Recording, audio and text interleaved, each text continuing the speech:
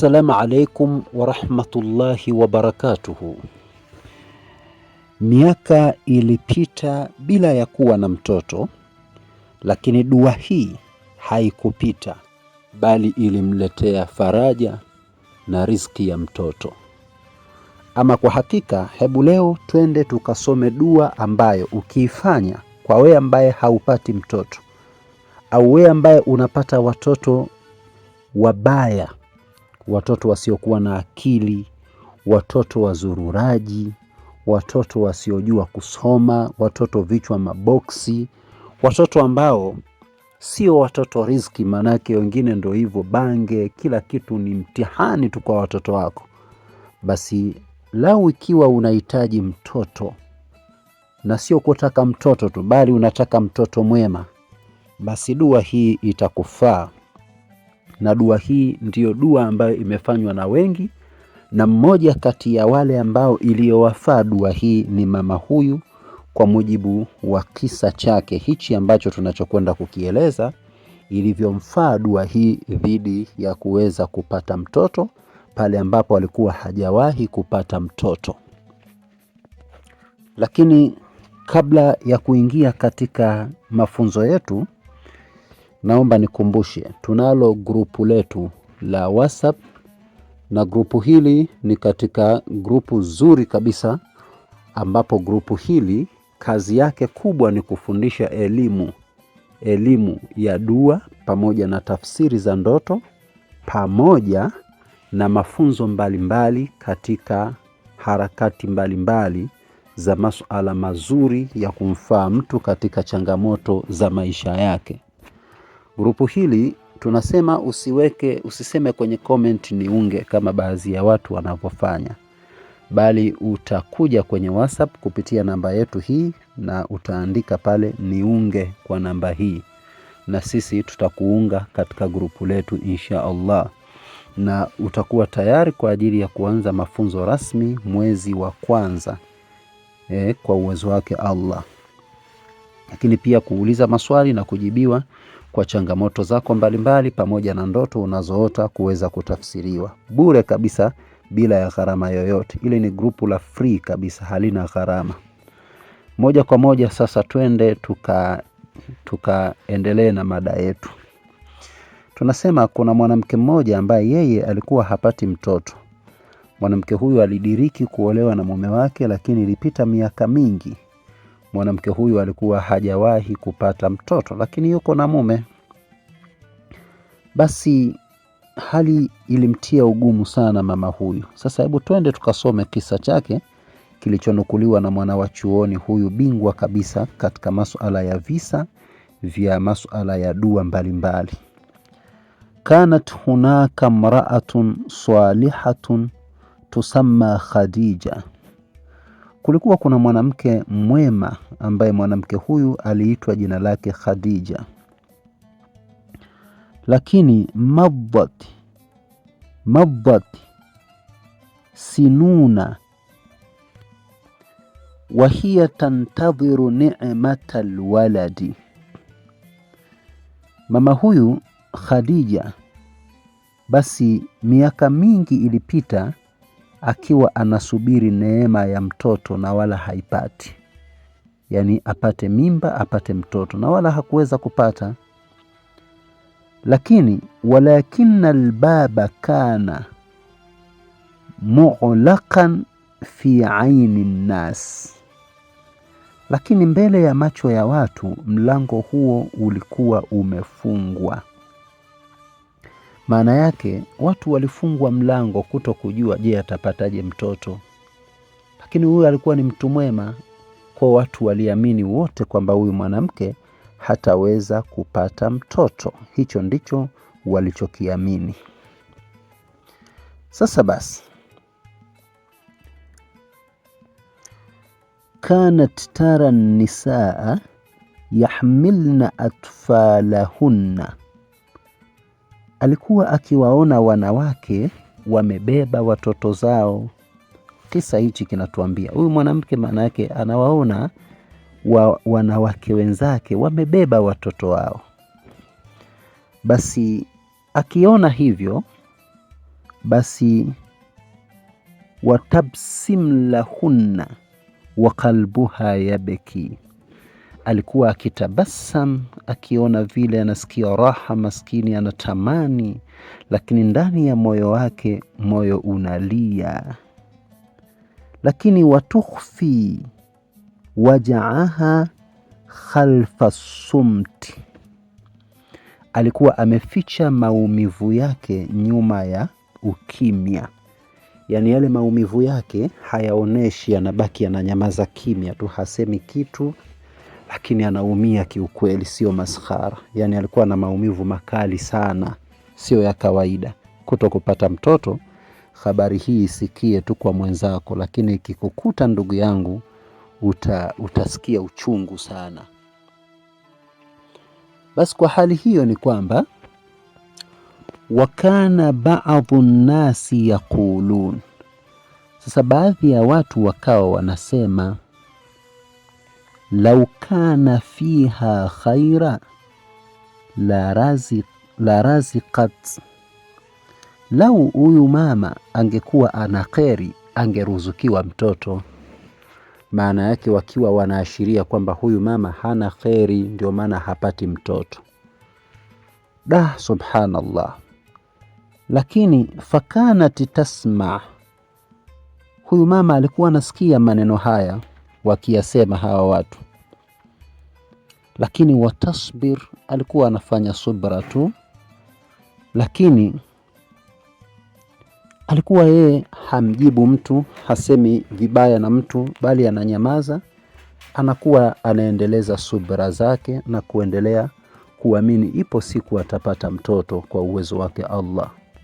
Lakini alikuwa anarudisha haya mambo ndani ya moyo wake, fi qalbiha, katika moyo wake, kwa kusema hasbi Allah, hasbi Allah, Allah ndiye anayetosha, sio mimi, wala mimi sio kwamba sijajiumba na wala sijajizuia kupata mtoto, bali Allah ndiye anayetosha kwangu mimi. Basi fi lailatin matira, siku moja ambako ulikuwa ni usiku ambao mvua ilinyesha sana siku hiyo, lakini usiku, baada annama ahlul bait, baada ya watu wa nyumba hiyo kulala, watu wote wakawa wamelala, qamat Khadija alisimama. Mwanamke huyu asiyepata mtoto ikabidi asimame. Fasajadat, akasujudu. Waqalat bisautin munkasir, akasema kwa sauti ambayo sauti hiyo ilikuwa imekata tamaa ya kupata mtoto, sauti ya upole kabisa. Akasema nini? Akasema, ya Rabbi la tadharni fardan wa anta khairul warithin. Sikiliza maneno hayo. Na baada ya kumaliza kusema maneno haya, akaendelea na maneno ya kwamba, Allahumma ya Wahhab ya Rahimu ya Karim, urzuq kulla mushtaqati ni'matal waladi wala taj'al dumu'aha tadhhabu sudda waj'al sabaraha farajan wa farhan qariba. Akasema maneno haya. Sasa haya ni maneno ya dua, tena ni dua nzito kabisa. Nawe unatakiwa kuifanya dua hii endapo ukiwa una tatizo kama hili. Lakini dua hii alisoma mara ngapi? Alisoma mara 21. Kwanza alianza na istighfari, akasema astaghfirullah astaghfirullah mara idadi ya 21. Akasema Allahumma salli ala Muhammad ya Rabbi salli alayhi wasallim mara 21, na kisha akaisoma dua hii mara 21. Baada ya kumaliza kuisoma dua hii, nini kilichofuata? Wamarrat ashhur qalila, ilipita miezi michache. Katika miezi michache, wa kana qalbuha ahada, moyo wake ukawa mtulivu, moyo ukawa umetulia kabisa, hana papara baada ya kumwachia Mungu kazi yake. Liannaha, kwa sababu yeye huyu mama, sallamat amraha lillahi, amekwisha kujisalimisha habari zake mbele ya Mola wake. Walam taud tashtaki illa ilaihi, na wala hakumshtakia mtu yoyote isipokuwa ni amemshtakia Mola wake.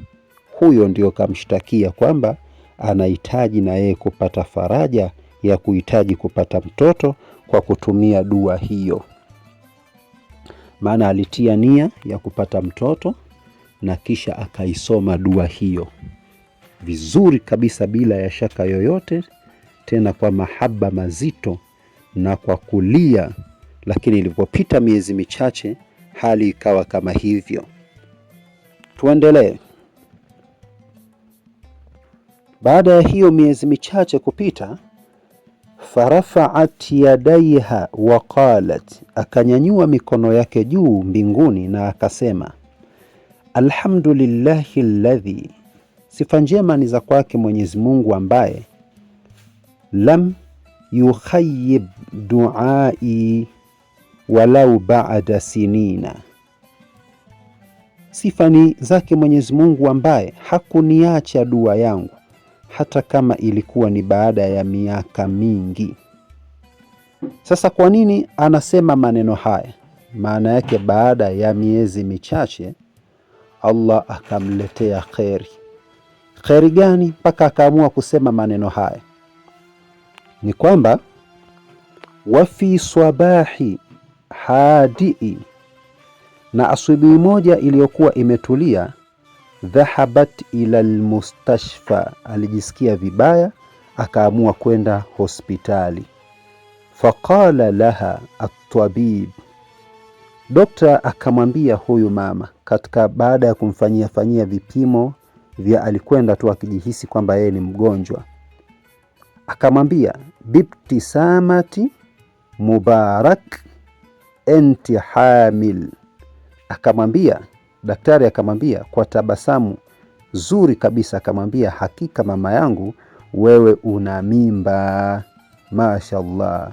Basi ndio pale akanyanyua mikono, anasema farafa'at yadaiha wa qalat alhamdulillahi alladhi lam yukhayyib duai walau ba'da sinin, akamwambia Mwenyezi Mungu na kushukuru ambako hautupi dua zangu hata kama ni kwa muda mrefu, lakini unajibu dua zangu vizuri kabisa.